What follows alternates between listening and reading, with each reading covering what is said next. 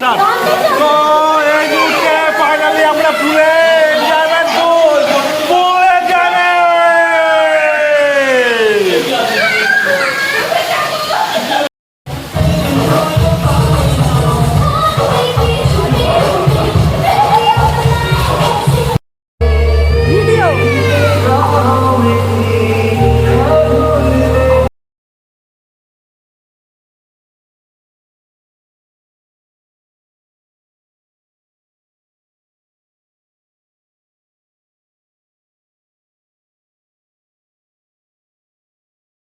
প্রচণ্ড গরম, আর এই গরমে যেটা সবচেয়ে ইচ্ছা হয় ভালো লাগে সেটা হচ্ছে একটু সমুদ্র ঘোরা।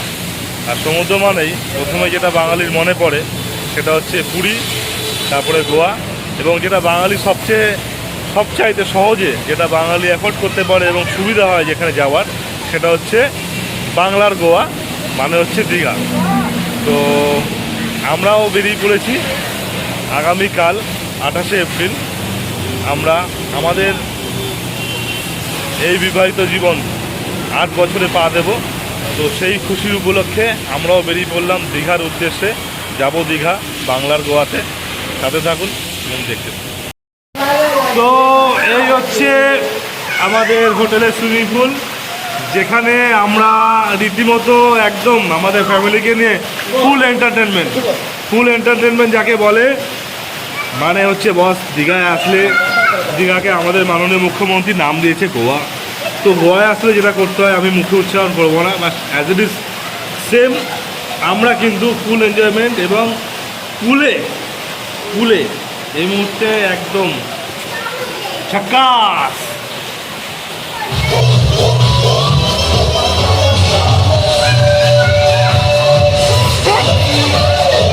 দেখো না মোবাইলটা পড়ে গেল।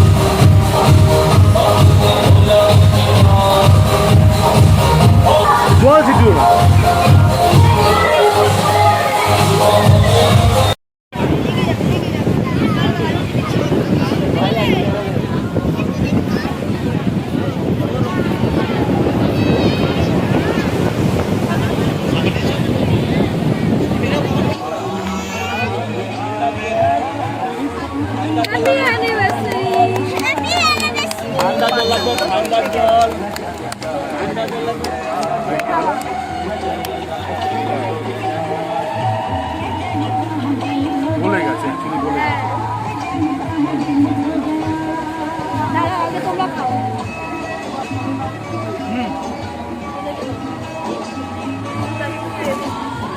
বলার পর আমরা প্রায় 11টা নাগাদ পৌঁছে গেছিলাম দীঘাতে, এবং সেই সময় যা প্রখর রোদ, তো বেসিক্যালি আর ভিডিওটা সেভাবে তৈরি করা হয়নি।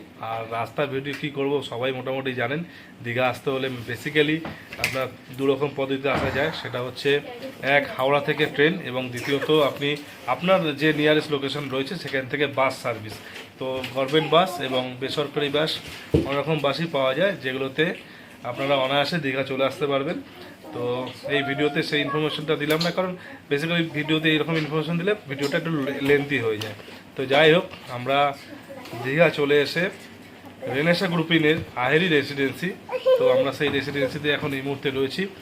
তো দুপুরবেলা সুইমিং পুলে দেদার মজা, তারপরে দুপুরের লাঞ্চটাও খুব ভালো ছিল।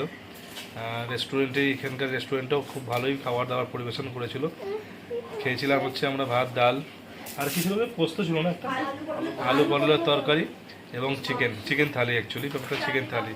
তো সন্ধেবেলা আমরা বিচে ঘোরার পর ফাইনালি এই মুহূর্তে রুমে চলে এসেছি, এবং এখন যেটা শুরু করতে চলেছি সেটা হচ্ছে ডিনারের প্রসেস।